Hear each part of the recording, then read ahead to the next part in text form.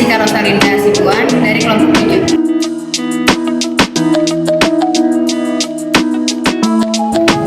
Perkenalkan, nama saya Desnianti dari kelompok 2.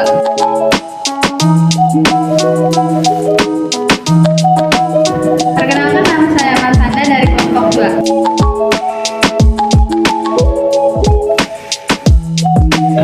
Perkenalkan, nama saya Nur Maulidia dari kelompok 2.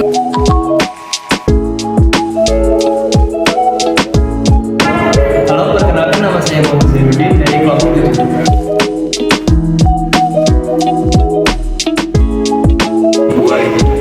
Halo, saya Umar dari kelompok 2. Halo, saya Adi Fabiansyah dari kelompok 2.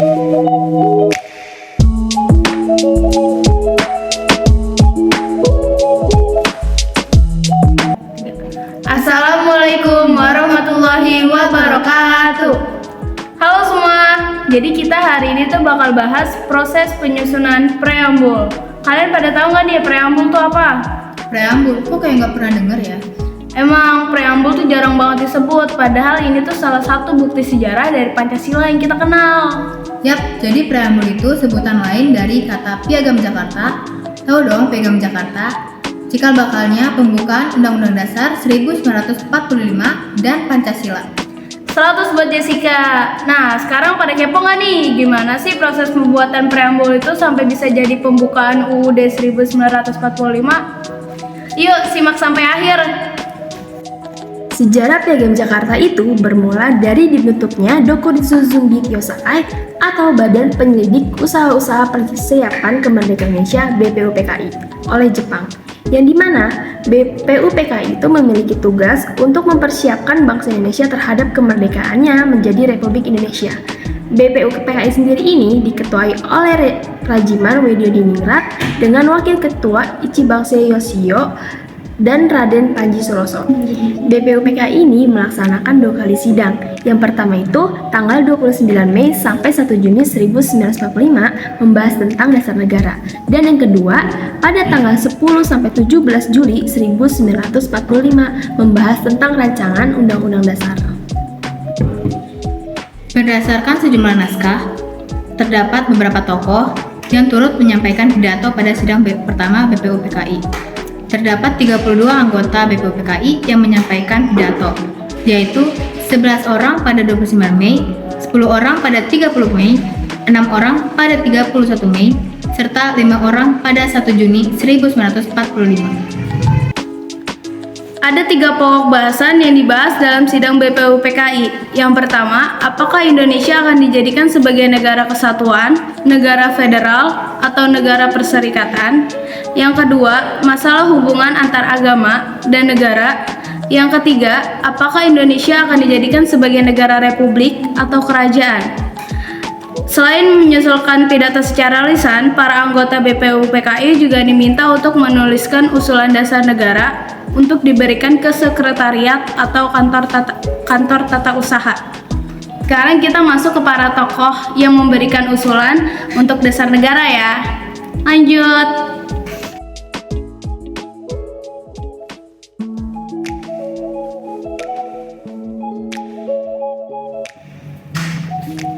Salah satu tokoh yang menyampaikan pidato pada sidang pertama BPUPKI adalah Muhammad Yamin. Ia menyampaikan pidato pada 29 Mei sekitar 20 menit. Dalam naskah persiapan disebutkan bahwa Yamin menyampaikan tentang 5 poin yang menjadi dasar pembentukan negara merdeka, yaitu 1. Peri kebangsaan, 2. Peri kemanusiaan, 3. Peri ketuhanan, yang keempat peri kerakyatan, dan yang kelima kesejahteraan rakyat.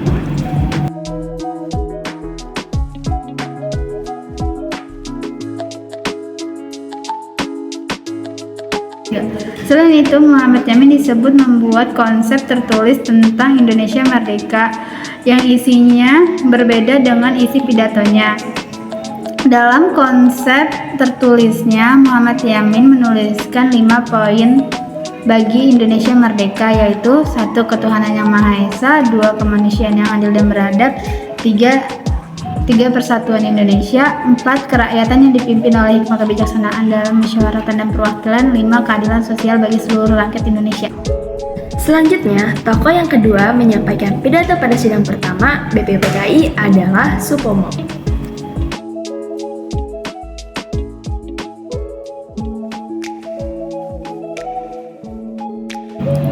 Pada 31 Mei 1945, Supomo menyampaikan pidato dalam BPUPKI. Supomo berbicara mengenai struktur sosial bangsa Indonesia yang bertopang pada semangat persatuan hidup, semangat kekeluargaan, dan keseimbangan lahir batin masyarakat yang senantiasa bermusyawarah dengan rakyatnya demi menyelenggarakan keinsyafan keadilan rakyat. Poin penting usulan Supomo dalam menyampaikan 5 dasar negara merdeka adalah 1. Persatuan, 2. Kekeluargaan, 3. Keseimbangan lahir dan batin, 4. Musyawarah, 5. Keadilan rakyat. Dalam konteks hubungan agama dan negara, Supomo memiliki pandangan yang sama dengan pidato pemikiran Muhammad Hatta pada 30 Mei 1945, yaitu pemisahan agama dan negara. Urusan keagamaan harus dipisahkan dengan urusan kenegaraan. Abis ini ada tokoh yang paling kita kenal nih, siapa lagi kalau bukan Soekarno.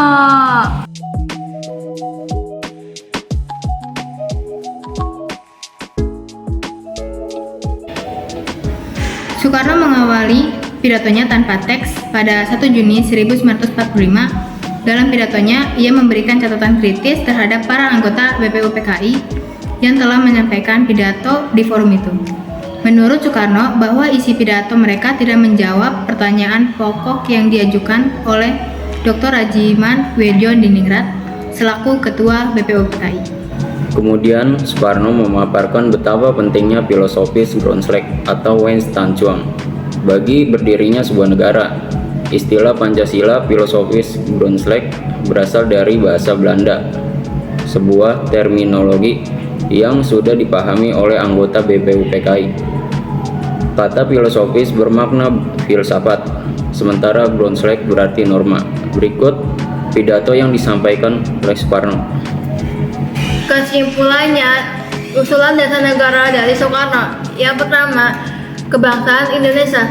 Yang kedua, internasionalisme atau perikemanusiaan.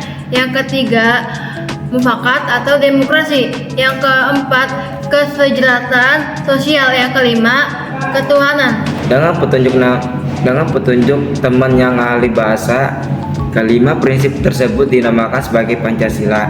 Dan tak berhenti di situ, Soekarno pun memberikan pilihan.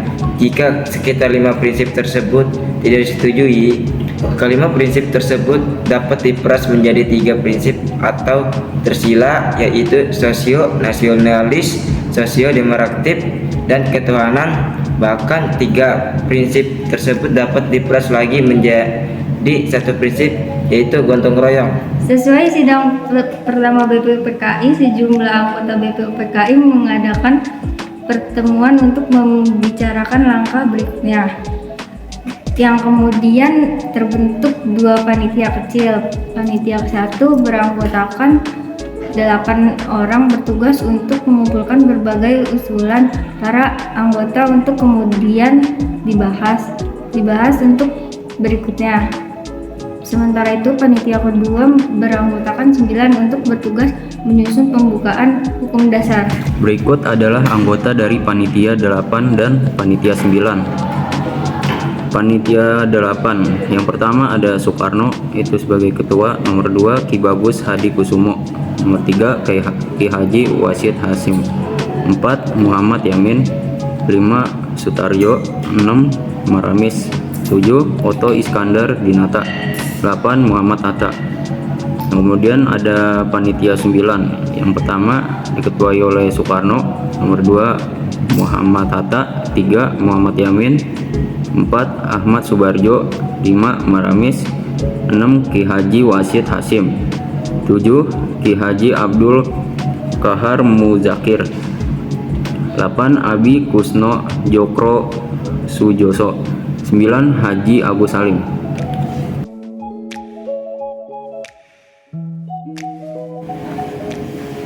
Dari kepanitiaan di atas, terdapat 5 orang yang ikut dalam 2 kepanitiaan sekaligus, yaitu Soekarno, Muhammad Yamin, Ki Haji Wahid Yasim, Muhammad Hatta, dan Maramis. Panitia 8 berhasil membuat 9 pokok pikiran yang diusulkan para anggota BPUPKI, yaitu pertama, usulan yang meminta Indonesia merdeka secepat-cepatnya. Kedua, usulan yang meminta mengenai dasar negara. Ketiga, usulan yang meminta mengenai soal unifikasi dan federasi. Keempat, usulan yang meminta mengenai bentuk negara dan kepala negara. Kelima, usulan yang meminta mengenai warga negara. Keenam, usulan yang meminta mengenai daerah. Ketujuh, usulan yang meminta mengenai agama dan negara.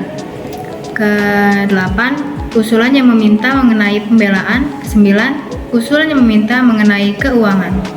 Sementara itu, Panitia 9 mengadakan rapat pada tanggal 22 Juni 1945 tentang dasar negara.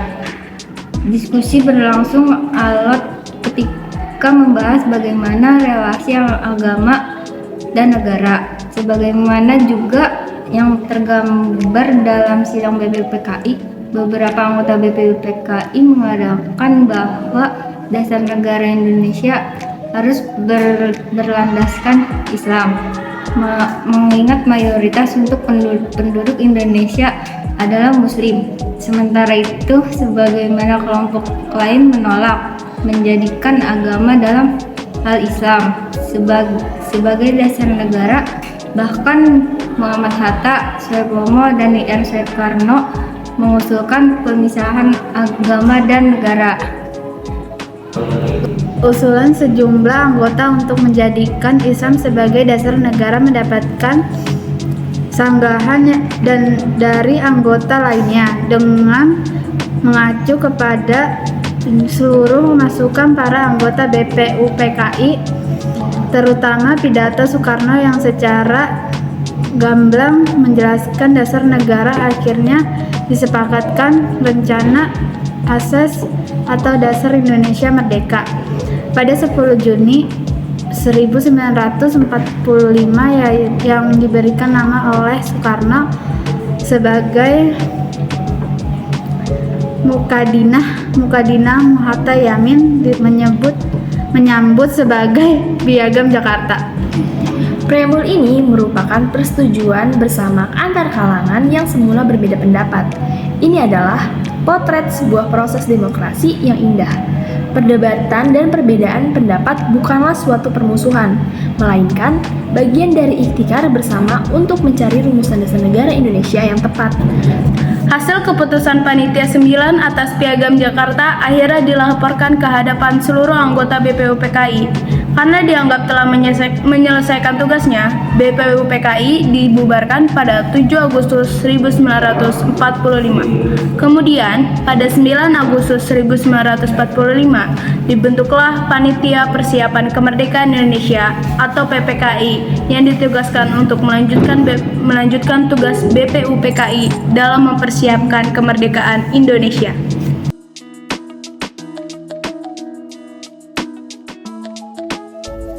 Di sini, kami memiliki 9 nilai-nilai penting yang dapat kita ambil.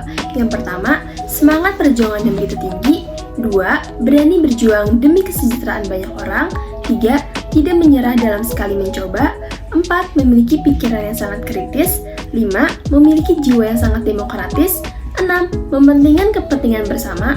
7. Memanfaatkan perbedaan yang ada dengan baik. 8. Bersatu untuk satu tujuan. 9. Tidak memaksakan pendapat tanpa adanya persetujuan anggota lain.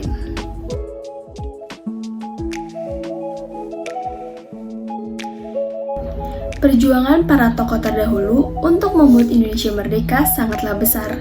Perjalanan mereka saat peperangan menggunakan senjata sampai saat mereka memperjuangkan Indonesia merdeka dengan cara diplomasi.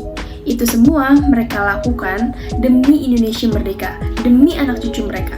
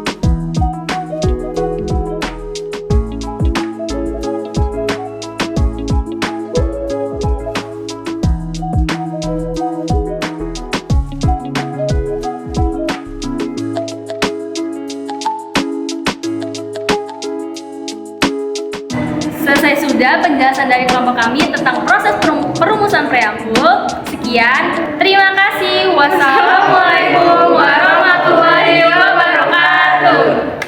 Lagi ketawa lagi.